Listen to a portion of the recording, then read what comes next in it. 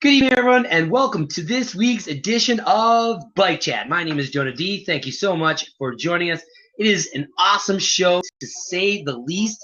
Most importantly, I want to thank my awesome co-host who is here this evening joining us, Gunnar Soroos. Gunnar does an awesome job running a fantastic blab Tuesday nights called Craft Beer Blab. Definitely want to check that out. So if you get a chance, if you feel like you want to enjoy yourself having fun on a Tuesday night, it's probably the new Friday, but that's a whole other story. Hey, getting back to things, don't forget, tell a bird, share this out. If you have any friends, followers, colleagues, aunts, uncles, buddies that like cycling, this is the place to be, Bike Chat. Also, do us a favor and join the Facebook page. That's right, we have created a new Bike Chat Facebook page. You can stay tuned with all of the latest episodes that are coming out. So, tonight we have a fantastic guest, as you can see, kind of hanging out in the shadows there. I hope that the NFL draft isn't more exciting than this. Anyway, so hey, how about that, Gunnar? Are you a big football fan, by the way? I'm not actually. Maybe the Super Bowl or something, but I don't keep track of it too much. For the commercials, probably, right? Yeah. Exactly.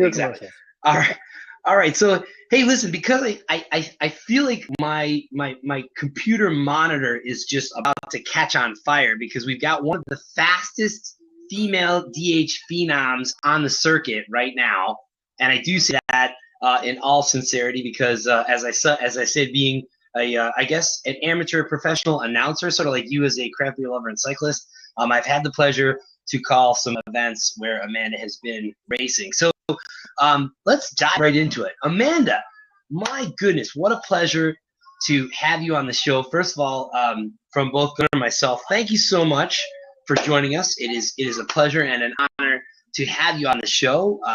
Again, what's happening? What are you up to, and what's new? The usual, just kind of hanging out, gearing up for race season, getting ready for a busy summer. Building up my bikes finally, so I'm excited. Right. Yeah. That's awesome.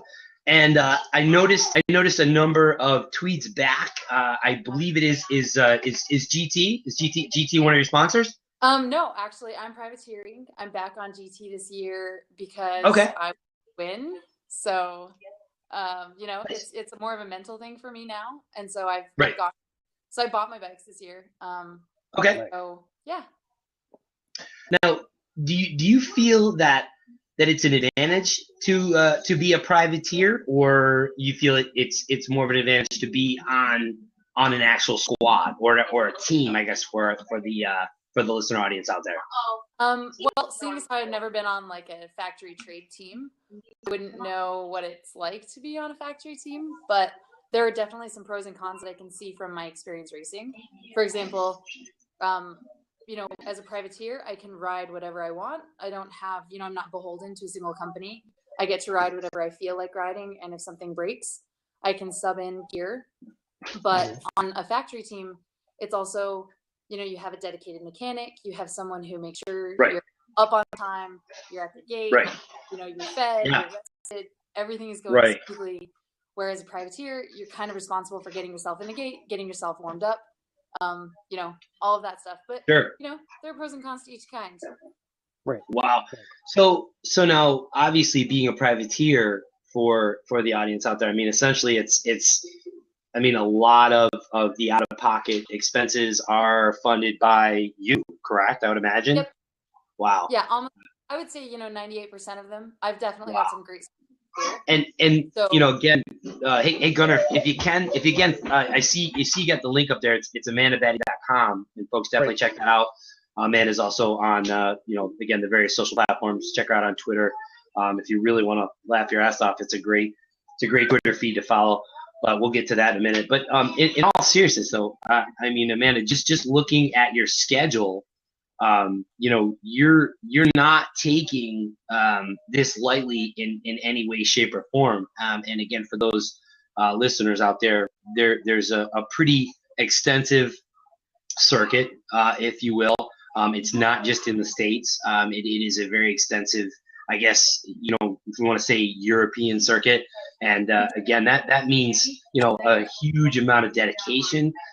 Again, those of us that travel in the States, complain about how much of a pain in the ass that it is. Now imagine being, a competitive World Cup athlete and having to bring your personal effects, your bike, your gear, those things, lodging, logistics, training time. It's a lot. So, how do you deal with? How do you deal with all of that, and on top of trying to stay focused for the event itself? Because I think that's a lot. This will be the first year that I'm hopefully lining up in the gate, but I've had 2 years where I've tried to get to the World Cup and start. Okay. Sometimes it can be really intimidating, especially private year, to get out there and take your bikes and then put everything together. Right. And I've traveled quite extensively with my bike, which is awesome because now kind of down to a system. So it's not super intimidating once you show up, but it's still kind of, it can still be really difficult, especially, maintaining that mental edge with all of the chaos, trying to get everything organized, trying to make sure that there are no bags missing, which is really fun. Right. So it just kind of depends. Right. Now, Gunnar, I know you had a bunch of questions there. I'll let you kind of take the floor for a bit there. Go for it, my man. No, well, so what is, so there was just the World Cup in Australia, and I imagine you didn't hit that because that was just this past weekend? Yeah, no, I didn't go to that this year. Okay, but I see on the schedule that you are hitting other ones throughout the year. Is there races that you're like focusing on, or you just want to hit as many World Cup and national races, or what, how do you pick what races you want to do, I guess? So for me this year, it's going to be really about strategy based on a couple of things. First of all, finances, because, I'm not on a factory team. So it's going to be based on a lot of, of myself, of what I can afford to get to. And then a lot of schedule constraints too, because the USAC Pro GRT Tour is actually really intensive. I think we have like 7 stops this year. So between Crankworks and then the GRT series and then the World Cups that I can afford to get to, and national champs, and then as many local races that I can, and then I'll be doing a couple of enduros. So it's a really intensive schedule. Things kind of started off slow this year. I'll be going to Fort William in June, and then Rio Gang as well. So they're back to back, and then I'll fly directly from Mountain Creek, which the Pro GRT is at Mountain Creek. Nice. The end of Memorial Day weekend. So if you're there, come see us. But I'll fly directly from the East Coast to Scotland and then Austria. Wow. So nice. Yeah. Home. That's a lot. That's a lot. And big fans of Mountain Creek. I'm actually one of the pioneers that actually started the mountain bike program there. A little bit of trivia, in case you're wondering. That's awesome. That's back in the day, years ago. But in all seriousness, I want to kind of emphasize for the listener audience out there. There's a huge paradigm shift that's going on right now. If you're kind of sort of outside looking in, or you're very well entrenched with social media right now, and it seems to be that there's a feminist movement going on, obviously for the good. And I don't want to cite specific instances because that could open up a huge Pandora's box. But again, just because I know, Amanda, you've been very boisterous on your social platforms. And by the way, if you've not followed Amanda, it's at the Amanda Batty, and again, put your big girl and big boy pants on, because it's just right off the cuff, and it is what it is. But it's incredibly entertaining, and I would say very much spot on. Do you want to kind of talk about that a little bit? Because we've seen it. We've been talking about it, and I know you kind of chimed in just to sort of bridge the conversation a little bit with, for example, disc brakes. Everyone's like, oh well, we're gonna see if disc brakes can be allowed in UCI pro races, and well, we're not really gonna let them for the female riders for whatever stupid reasons. But again, aside of that, it's just being a pinpoint example. Where's your head at with that right now in terms of your stance as far as what you'd like to see happen in the industries across the board, not just DH, not just again enduro play. Well, first of all, I think it's really funny that there's even a debate right now that the whole disc brakes are dangerous and someone's going to lose a finger. Like the whole That's funny. That's funny. The whole it's such bullshit. Like so much else in the cycling industry, we get so upset about so much. Right. And I think it's really funny, like the age-old adage of like letting the men try disc brakes first because women are delicate and they can't. Right. Like, Yeah. First of all, these ladies are in the gate, like they're gearing up, they're riding as a pack, like it's highly aggressive. If you've never watched a female road race, like please do. It's really interesting. Yeah. It's a lot of fun. Right. And it's to say that women don't need disc brakes for whatever arbitrary reason. Right. First of all, the UCI didn't do that much research before they allowed the testing of disc brakes in the peloton. Right. Second of all, they randomly banned them. They took them back out of road racing because of some arbitrary, questionable at best accident with one of the pros. Right. So I think somebody wrote I think it was Neil Rogers or Peter Flack. Someone wrote a really interesting article about how the Federation has a big issue with the whole disc brakes thing in road. But a really informative article about how the testing period should have been longer. As far as feminism goes, I don't like what do you say here? Like, what am I? I'm a huge feminist. Well, no, I mean, I just think it. You had kind of said it best earlier with the disc brake example. You know what I mean? Where let's let the men try it first. In a great question, by the way. I love when our hosts actually ask us questions. But Gunnar and I, we had talked about this a couple of shows earlier, and many of you know that I've had the fortune of calling the Wyndham race with a good buddy of mine, Larry Longo. Great guy. He's a great announcer.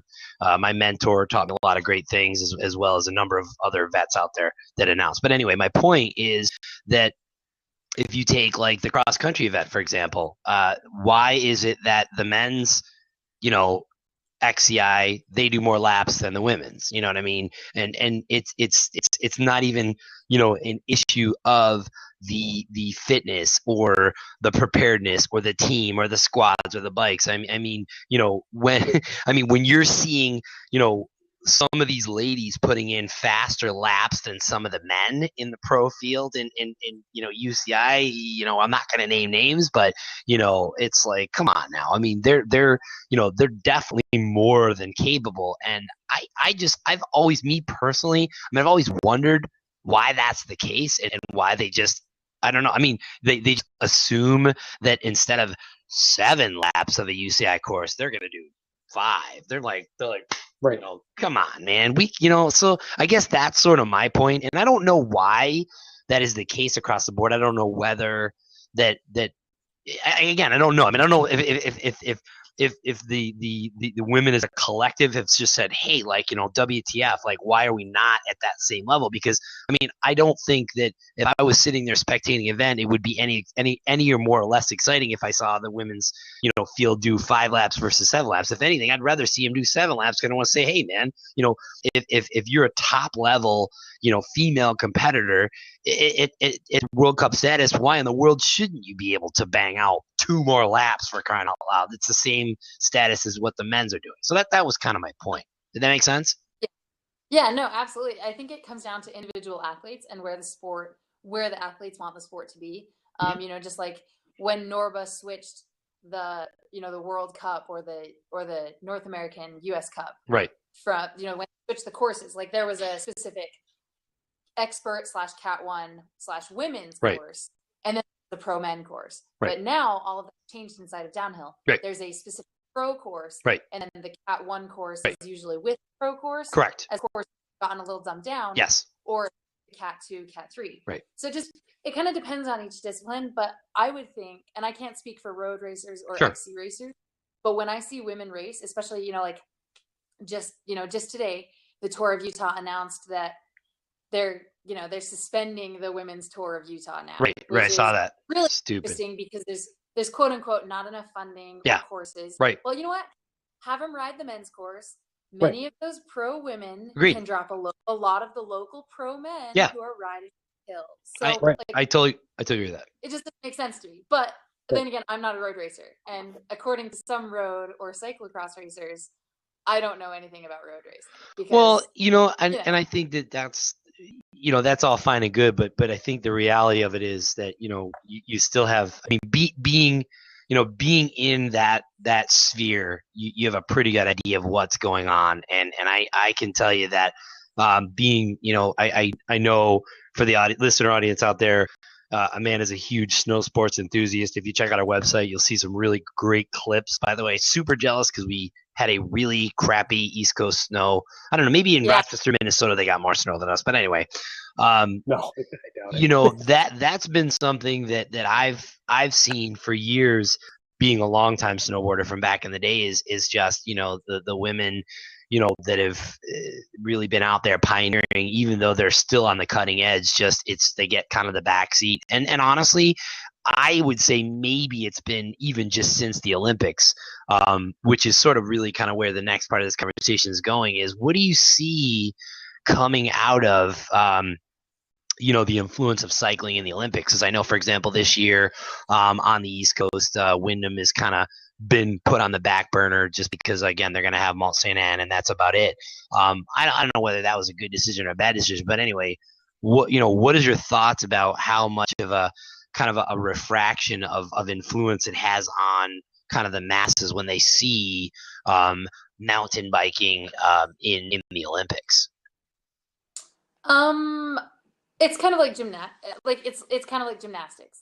Sure. People see gymnastics and they're like, well, that's a sport, and they're super excited about it. And you have a huge influx of people who jump into gymnastics. You have all these little girls who see all of these great gymnasts. Right. And they're like, oh my God. I was one of those kids.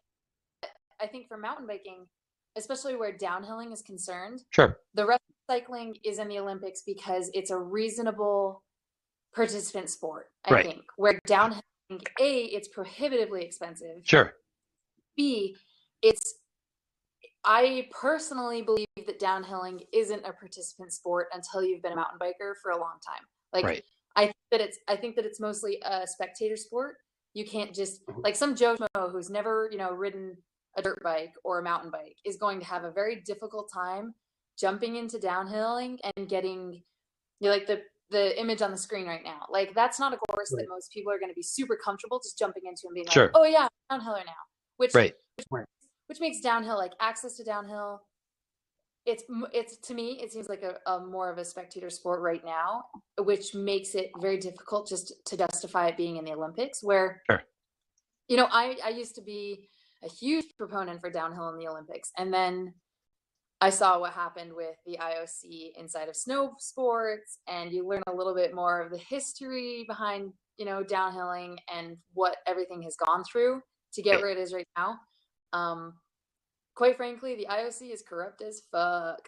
Let's throw that out there. I don't want downhilling to have any part of that. We have so many problems already, cycling does as a whole, dealing with the ASO that road biking has gone through, and the UCI, dealing with any of that shit, we don't need that. We're still growing so quickly, and technology has kind of trickled down. We don't need another shitstorm coming into the pot. We just don't need it as a sport, as a discipline. And I think that I want to touch on something that you had just mentioned. I would definitely say technology is the key. I feel like, the earlier example that we were talking about to our listener audience, maybe you guys gals just tuning in, when the disc brake example, and I know, Amanda, for example, your social feed on Twitter, Gunnar, I know you had posted on this a while back, was, the grotesque photos of the proclaimed pre-said incident. And I really, now that I've got you in person, I can tell you this. When I saw your tweets, and Gunnar, yours alike, the first thing that popped into my mind was these episodes of Leatherface, for crying out loud, and I'm thinking to myself, I've been that guy. You know, I've been riding my mountain bike, just been hanging out, stopping, and I lean against my bike, and I get the disc brake burn, whatever. But not for nothing. I mean, you do that once, and it is what it is. And you're not going to do it again. And not that I've been like hanging out my buds on the trail, like, hey, let me impale you to the point where I slice you open to the bone. I mean, my God, I think that back to my point again about the media, it's just this jabberwocky machine where people can spin it either way they want to their agendas, and good and bad. I think it's really beneficial to have people like ourselves out there they're just calling bullshit. They're like, come on, like a disc brake isn't just going to randomly slice people's fingers off. I mean, obviously we joke about it. As many years as I've been in the industry and I've been a rep and an enthusiast, there's been like incidents, but my goodness, like an entire finger, it's like, you got to be a complete schmuck to take your finger and be like, Gink. So, at any rate, I just think that's a really relevant thing.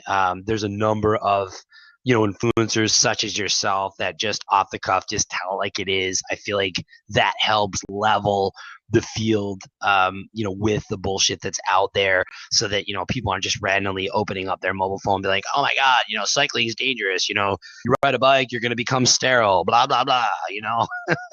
So well, it's I think that's a big thing, like with snowboarding, when it like in the first instance where it really blew up after like the Salt Lake Olympics, moms were putting out blogs like, your kid's gonna break his back, snowboarding's bad, or like skiing, like everybody tears their ACLs, like skiing is your knee. Yeah, like running will kill you, or eggs are gonna give you a heart attack. I think drinking beer will kill you. Yeah, and there's always bullshit that's going to surround a certain topic, but generally the people spreading the bullshit are people who genuinely do not have a clue. Like they've never it's the same thing with like 29ers inside of mountain biking, or like 27.5 or tubeless. Like, oh my God, or like, downhill bikes. Downhill bikes are dangerous and like you're gonna break your back and like they're gonna kill you. Guess what? Yeah. Like, it's not. Nothing is ever as scary as it's set out to be. But my take on that is if we create monsters out of the things that we're doing, we don't actually have to address the real issues inside of cycling. And that's a large part of it. Is we rather it's like celebrities, like in the US. The more we bullshit talk about celebrities like Kim fucking Kardashian and like her ass, the more we talk about that, the less we have to address the real issues. And that's what cycling is doing right now. Like, we can talk about doping and we can pretend like it's a huge issue still, despite the fact that, like very few guys are actually getting away with doping these days thanks to the biological profile.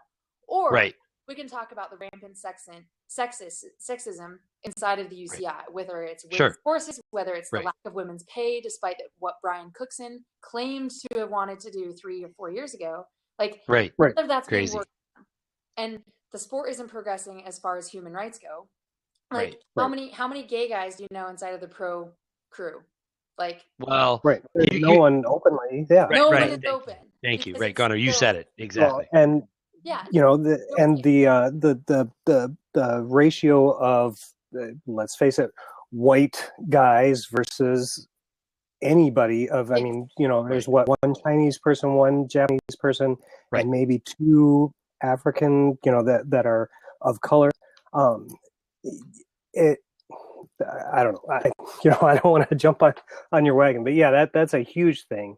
And then to kind of cornerstone into that, what do you kind of think about this this whole thing with the UK, where I can't even think of his name right now, but the was it the head guy? Yeah. And what do you think of that? And what do you have to say about that? I mean, because that's ridiculous. The guy resigned. The guy has done so much shit over so many years, and now it's all rising to the surface. Like, the shit's gonna rise no matter what he does. Like, all of the fat. And I'm surprised at how many riders, the male riders out there, were like in support of him and saying, and basically kind of saying that that she's lying or coming up with BS, when it's like she has no reason to come up with that. Well, exactly. If they maintain the status quo, they're still in control.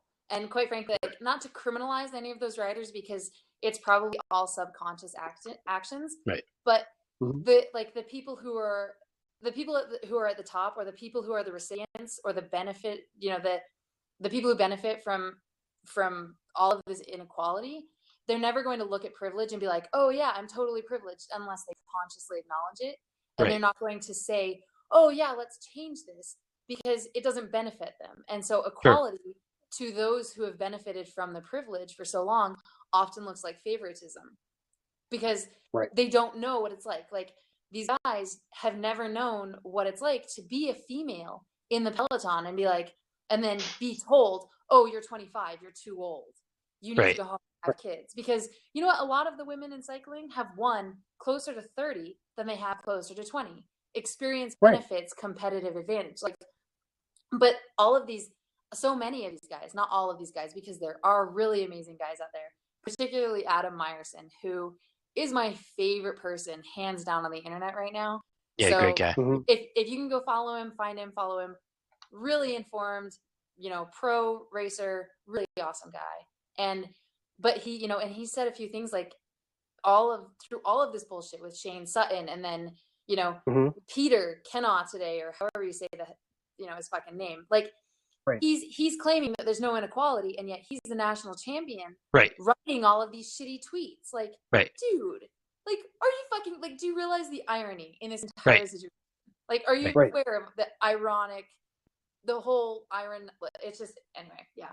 So I'm kind of bent out of shape right now about it, because men who go after women who speak out suck. Well, and I think, I think that we had said it best in the earlier part of this conversation. And listener audience, if you're just tuning in now, thank you for joining us. This is Bike Chat. We are here every Thursday at 9 p.m. Eastern Standard Time. My name is Jonah DiPasquale with my awesome co-host, Gunnar Soroos. Gunnar does a great job running a great blab on Tuesday, Craft Beer Blab. Check him out as well. Right now, we are with the awesome women's D8 phenom, Amanda Batty. Again, I'm so glad that we were fortunate to catch her in a stationary seated position and not on a bike. We're chatting about some interesting topics. And again, if you missed some of the earlier ones, this is well worth a replay.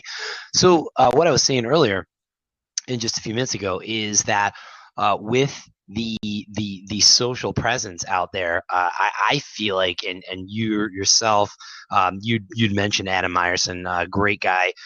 We had one of his support crews on the show, Kind Human Bikes, great guys, Gavin and Adam.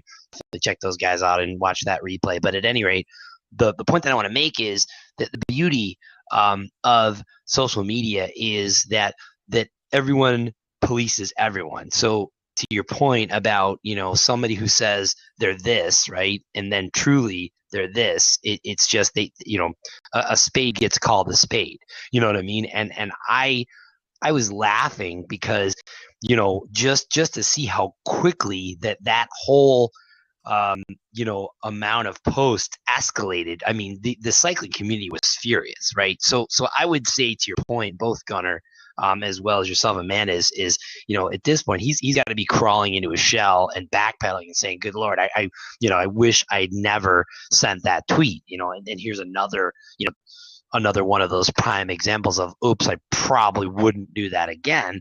But hopefully, I think that what the reality of this will do is, I feel like it hopefully will shed some light on the rest of the story, because I feel like there's honestly, there's so much of the untolds. There's so much behind the scenes, bullshit that goes on in the cycling industry across the board that a lot of people just don't realize. And everybody's like, oh, it's all, rah, rah, rah. No, let's face it. I mean, it, you see it firsthand.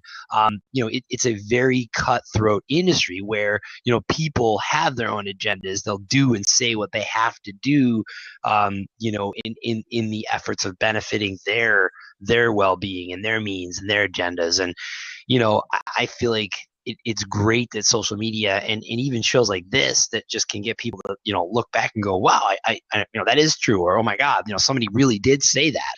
So I think that said also too, it's great that other athletes from outside the bubble are also chiming in as well, because again, it does help reinforce and support the cause of really hopefully where the direction cycling is going to go. Yeah, I agree. I think that there's a lot of there's a lot more timing in that needs to be done. But I also think that, you know, like last week, there was a situation with me and another cyclist where, because I'm quote unquote, because he personally felt that I'm quote unquote a mediocre downhiller, there was like no self-check there. And it's easy enough to dismiss another cyclist's opinion, especially another pro who happens to be female, because we don't get a lot of credibility in the industry. Sure. But it's also there was immediate comeback from other cyclists who were like, hold the fuck up. Like, you can have your opinion, but if you're going to have it, you're not allowed to tell someone else that their opinion doesn't count. And then, you know, it ended up coming out through other channels that his opinion was very influenced. But I also think that, you know, with Peter today, immediately after he said that, there were multiple people who took screenshots who were all like, whoa. Yeah. Right. Like, Right. And I mean, I'm sure someone on his team, you know, like the communications director was like, dude, what the fuck are you doing? Like, this is going to be something that we are going to have to handle. And if you're a marketing professional or like a media and communications professional, you learn how to shut that shit down very quickly. Right. But where with me, like, I don't shut it down. But with with teams like that who are supported commercially and you know, financially by the government, you can't say shit like that, especially not in a situation where Shane Sutton is already in hot water and cycling, and Brian Cookson doesn't want to comment on it, despite he was the director of BC for so long. That it's so convoluted, and people would like to see the good in all of the program, which I completely understand. But you're right. There does come a point where it's just like, listen, like, let's just call a spade a spade. This is sexism. This is fucked up. It needs to go. And once we all agree on that, we can fix it and move on to our next. Like, like, let's do this, please. So you know, you had you kind of softly said something that I thought was kind of ironic, and you know, let's just say fast forward, you know, you have a killer season that just based on your website, you know, you got a huge list of events that you're going to be you know, going through this year, and some of which are some pretty substantial tracks and efforts based on just some of my experiences watching them firsthand. But you know what, you know, here we go. Let's throw out the what if. Like, what if you do get, you know, that tap on the shoulder from, you know, i.e. a GT or a Transition or a Scott, and they say, hey, Amanda, you know, we want you. I mean, you know, I don't want to necessarily say that, you know, you as a person are going to change, and I'm not trying to speak for you, but I guess my point is, how would you handle that? Because,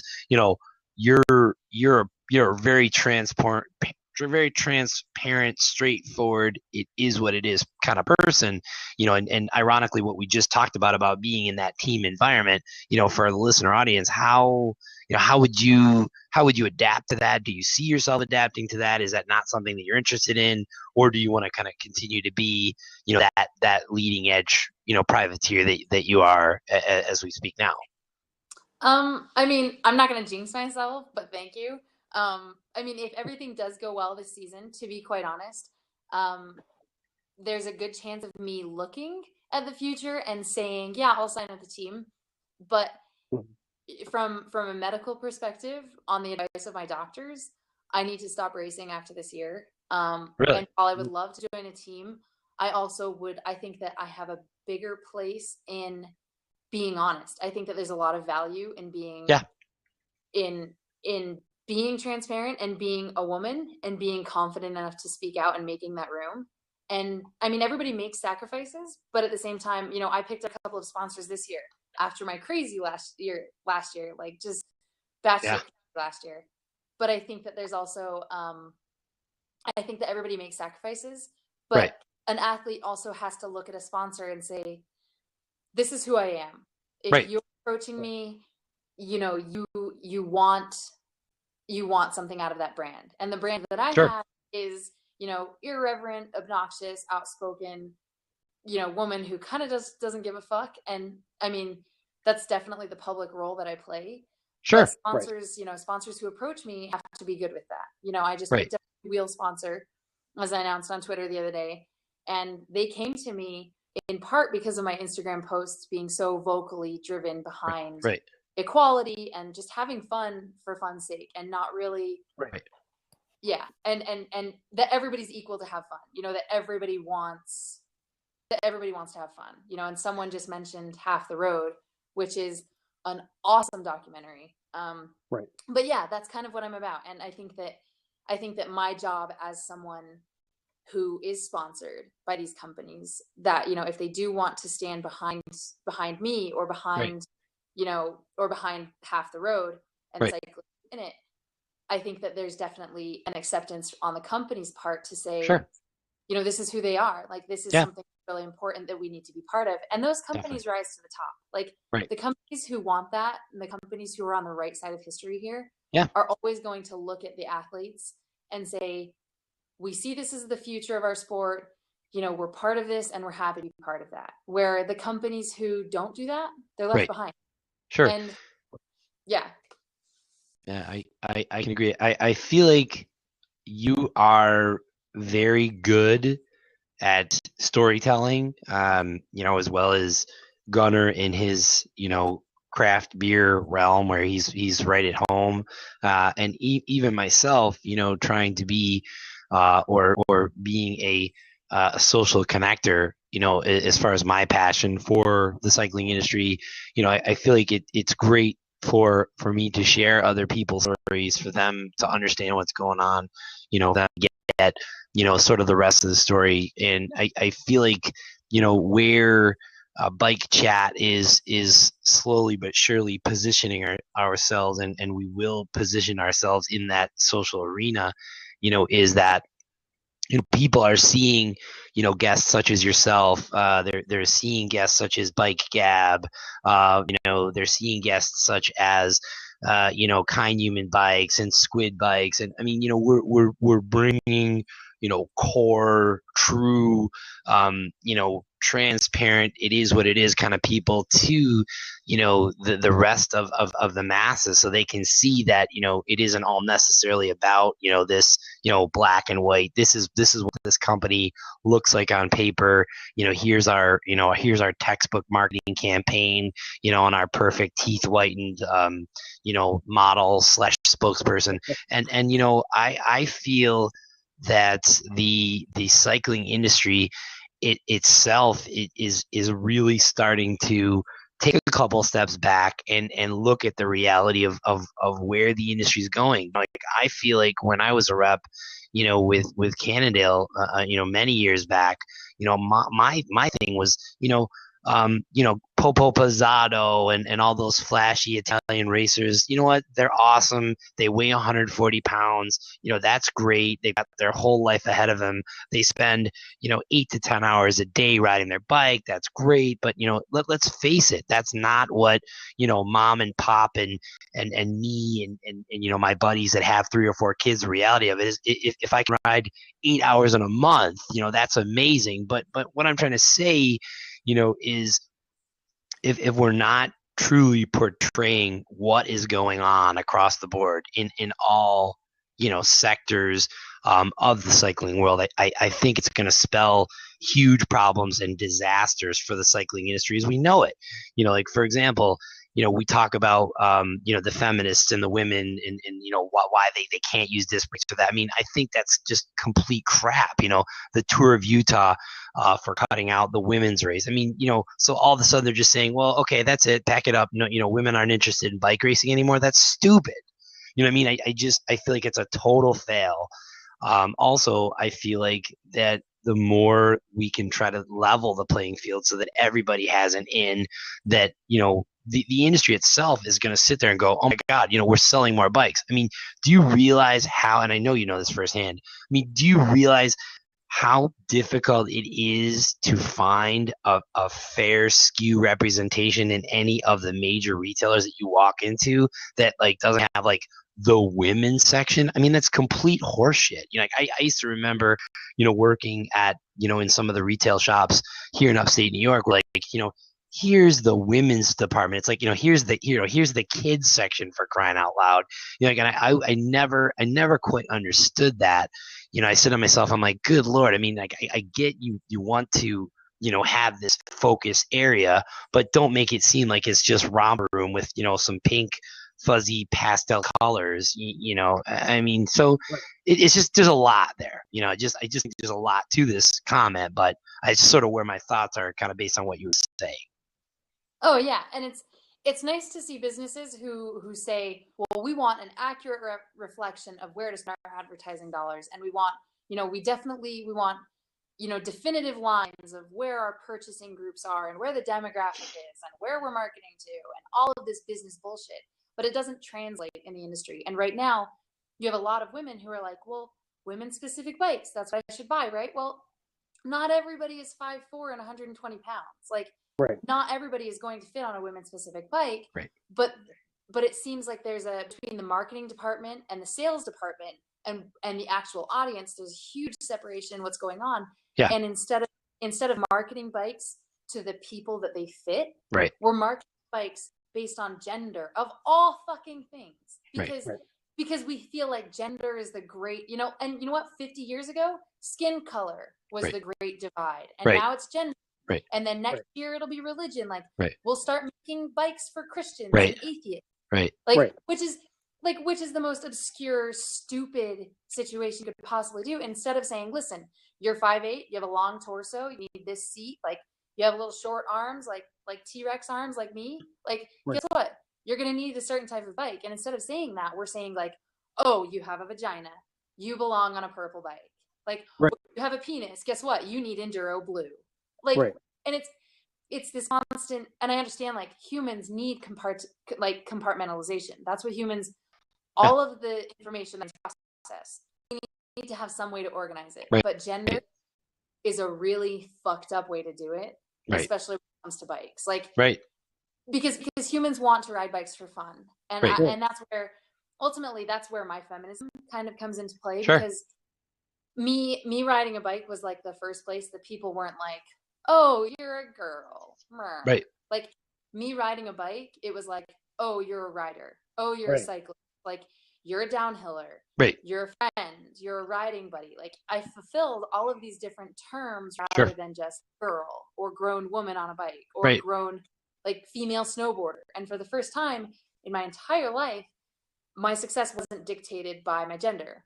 It was actually dictated by my willingness to take a risk, my work ethic, my ability to jump up after wrecking, my like all of these different conditional things that weren't dictated by my gender, which is how I feel like cycling made me a feminist, which is really funny because beforehand I really didn't give a shit, and now I'm like, we're equal, like we're people. It should come down to that rather than being about gender. And if anything, my feminism within cycling is more about me being like, it doesn't matter that I'm a chick. Like, just let me ride my bike.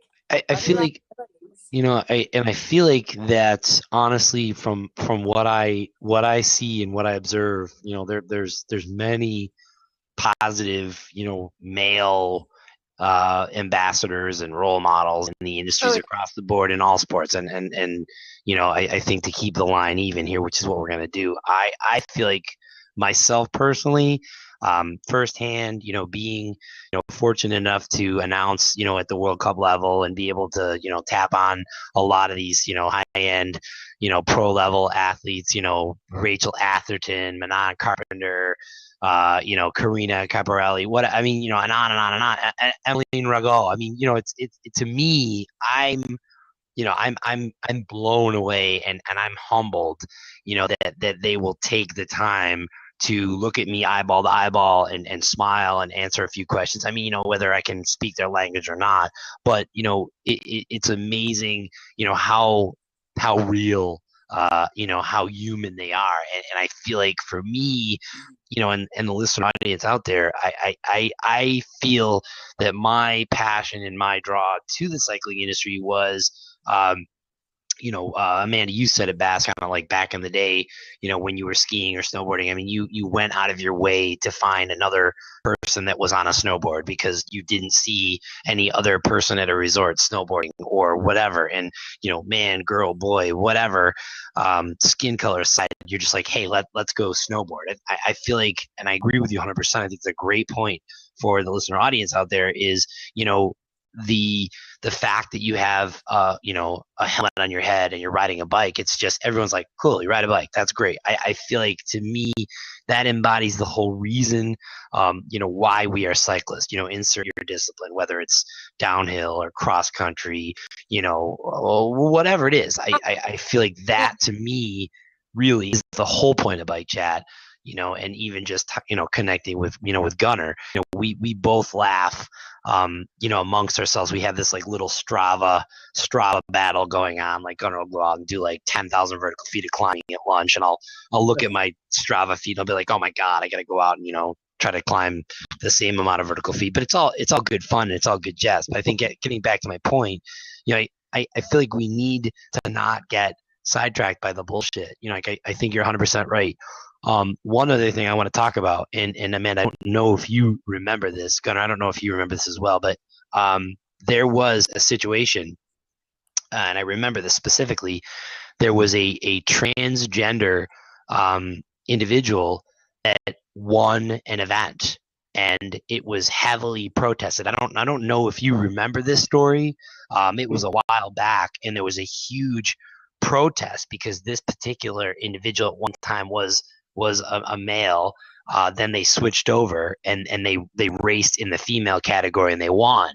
And both categories, both the men and the women, completely flipped out about it, and it was a very interesting situation. And I don't know if you had recalled that conversation, but I do remember seeing that, and it was for the first time where I was like, who gives a shit? It's like, whatever, they're riding their bike, they won the race, okay, fine. I mean, you just get into a pissing match over something that could be completely trivial. But anyway, it's just a sidebar. So no, I remember that distinctly. That was an interesting controversy for me, especially.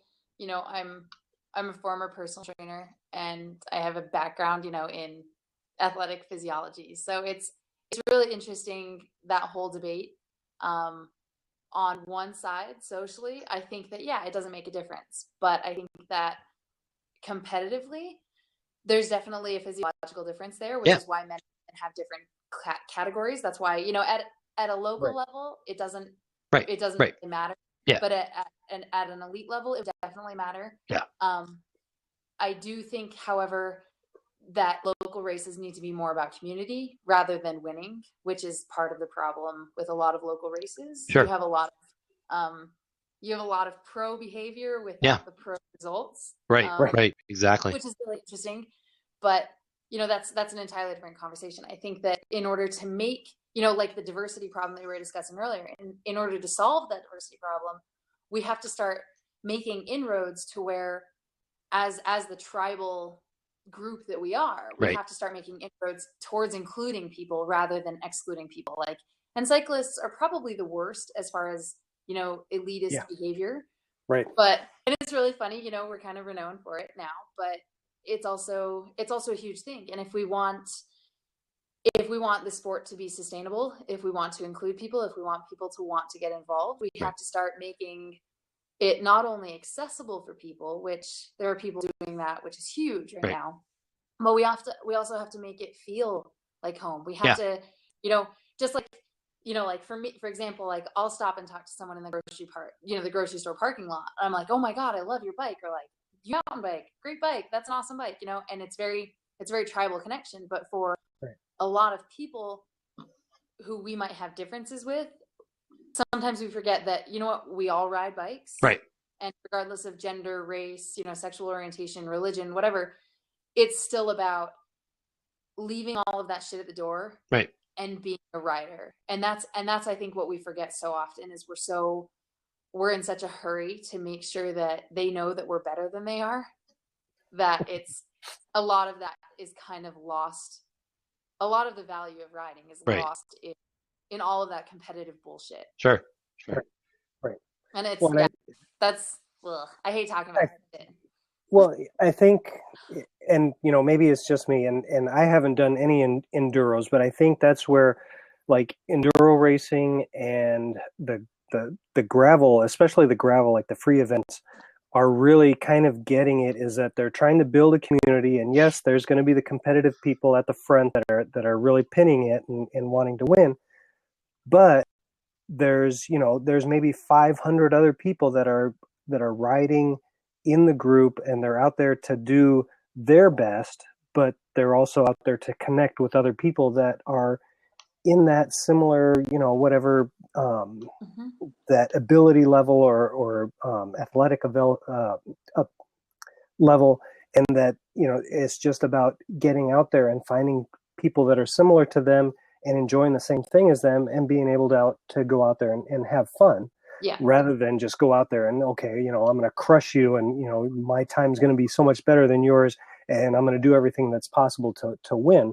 That kind of takes the fun out of it. So I think that's, like I said, that's where kind of the enduro and the gravel events are kind of bringing that fun community aspect back to cycling. Right. Yeah. And I think still that's why people love them. Too. Yeah. Go ahead. Well, I was going to say, and still keep it a little competitive for the people that want to compete, or to be able to go out and, it's not a 5K fun run that everybody gets a medal to do. It's still competitive, and it's still, a challenge to go out and do, 50 miles or whatever it is. But yeah, so. Yeah. And I think Jonah said it earlier, he was delighted how real a lot of the women are, like Rigo. Right. My first season on the World Cup tour. So in 2014, I went out and tried to do a couple of World Cups with a couple of broken hands. But the one thing that I took away from that changed my entire perspective on the whole issue was how welcoming everybody was. Yeah. As soon as I got there. Like, nobody knew me. Nobody knew me from Adam, and I didn't know any of the girls who were racing. Right. I didn't have relationships with any of them. And then I walked away with this community that of women I still talk to, women I'm still very close with, because there was this connection, because they were so real and they were so friendly.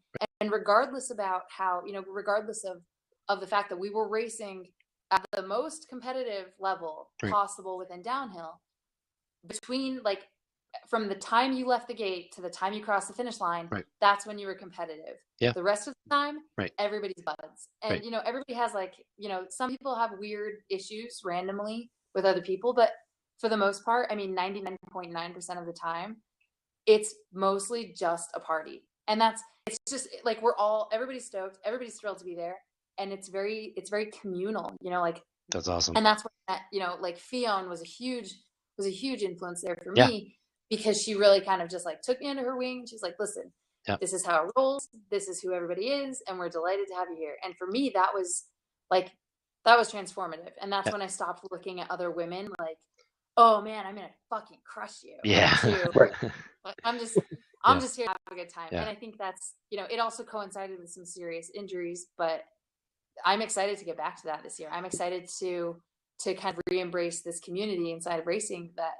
That's why I started. My very first race in 2012, I showed up and started, chatting with some guys on the lift, and that's why I stayed. Racing is great, but the people, and that's what biking should be. It should be about the people that you meet and the people who you get to talk to on the chairlift or on the pedal up, or and that's what it's about, I think. Right. That's awesome. Right. Nice. Well, we're getting to the top of the hour, and boy, I tell you, this blab could go on for hours just with the amount of excitement of the topics that we could cover. Hey, listen, 2 exciting things as a reminder for the Bike Chat family out there. Again, Bike Chat every Thursday night, 9 p.m. Eastern Standard Time. My name is Jonah DiPasquale. Don't hesitate to give me a follow on Twitter. It's at Jonah DiPasquale. Also, my awesome co-host with the most, Gunnar Soroos, does a fantastic job running Craft Beer Lab Tuesdays at 9 p.m. I'm very fortunate to be co-hosting that. Hey, Gunnar, what's coming on the pipeline for next week? You want to tease that out for the audience, or kind of leave them in suspense? Yeah, I'll leave you in suspense because I don't have anything planned. All right, well said. Just kind of, we'll play it by ear. Maybe I'll get a guest or a topic or something. But maybe we'll get Amanda on there. She'll do like a shotgun for us or something. I don't know. Anyway, beer. What's that? I said I like beer. I'm not an expert, but I like beer. Well, we're not experts either, so it's a perfect fit. This guy, no. But in all seriousness, though, folks, before we wind down, I do have a few couple quick remarks and questions for Amanda. Hey, listen, Amanda, two things, real quick notes. I did notice for our listener audience, by the way, Amanda is also doing some clinics. She did one, I believe there's one slated coming up. I think looks like you're going to be doing one at Mountain Creek. There's going to be one at Angel Fire, one out at Mammoth, up at Killington. Do you want to talk to your audience a little bit about the clinics? Are they skills clinics? Are they open to everybody, men, women? What's going on with that? So they're open to, the clinics are open to everyone, and it's kind of a very, like I'll announce it on social media before, but I'm doing them at all the Pro GRTs this year for anyone who's interested in racing the Nationals course. Okay, perfect. It's pretty much just a course walk. We meet, we do a quick course walk. Everybody asks me questions, and then during the open practice, if there is an open practice at the event, I'll ride with them. Nice. Or during their practice, I can always get a coach plate and help ride with them and hit features I'm not comfortable with. Yeah. So that's really just the clinic, to whoever wants it. Perfect. So if Gunnar and I show up at like Angel Fire with like downhill bikes, you can give us like a walkthrough.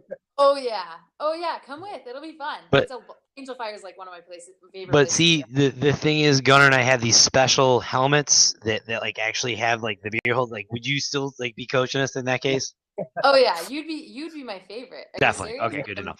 Oh yeah. Awesome. So as I said, folks, we are here with Amanda Batty, available at amandabatty.com. Just an unbelievable influencer and an up and coming, again, just great overall gal. We are so happy to have her on the show tonight. Please do us a favor and give her a follow on all of the various social profiles. But before we wrap things up, I just do want to say thank you to, again, a number of the folks that are still kind of hanging out. A special thanks to Just Another Cyclist. Again, you guys are haphazardly, again, tweeting back to us to make sure that you did have the link. Thanks for joining us. I also want to say thank you to Scott Morgan. What's going on? Hey, Joy Gouge. What's going on? Joy and I have been talking offline about some really exciting things. Joy has got a really cool project that we hopefully may be talking about Bike Chat in another couple weeks. And again, the man, the myth, Dan K. What's going on, Dan K? Good to see you. Also a craft beer Blab fan and a newbie too. Blab. What's going on, Adam Prine? Good buddy of mine out of Rochester. Good to see you on the Blabosphere. So at the top of the hour, Amanda, the final word goes to you. Anything that you want to talk about? Actually, before I forget, I want to actually ask you a comment. Missy Giove jumping back into the pro circuit. What's your thoughts on that? I love it. I love it. She's hugely driven. She's funny as fuck, and she's a little rowdy. Like, she's irreverent. She's funny, Sure. And she brings a lot of the nostalgia, from those World Cup days. And I think that people are showing up to see her, and she's a badass. Bring it on! Like, I love it. Awesome. Yeah, I was really fortunate to have a chance to interview her at Wyndham this year, and just again back to the irony of I see very much the same personality in yourself as I do Missy. She was great. I have to say that her panache and flair very much spot on. I feel like the only women's female competitor that crossed the finish line in jeans and a chain wallet, She's the character. Yeah. But I feel like, back to your point, without question about the whole badass thing, I feel like that's, what the industry needs: more men's superheroes and more women's superheroes that are just like real awesome people. So, and she also likes to see it. Like, Missy does not pull punches, which is, we need more of that. Like, there's no such thing as too much of that. Sure. Excellent. All right. So again, before we wrap it up, again, one last final word. Anything you want to throw out there to the Bike Chat audience? Go ride your bikes. Nice. All right. Go Well, there you Gunnar. have it. Thank you so much, Amanda. Well, listen, again, on behalf, again, of the Bike Chat family, it's great to have everyone with us every Thursday night. You know where to find us. You can certainly join our Facebook page. It would be great to keep up tuned with what's happening. Next week, we have an awesome host, Jenna Page Greaser. She's going to be joining us next week. I certainly encourage you to tune in. Also, follow Gunnar on social media. It's at Anello Grande. Gunnar, any closing words before we tap out tonight? I'll just echo what Amanda said and go ride your bike. Go Have ride fun. your bike. Just kick some ass and, go at it. Go at it. Okay, Bike Chat audience, that is going to be it for this evening's show. Don't forget, tune in next week. Until then, thanks so much. Go ride your bike and have a great night.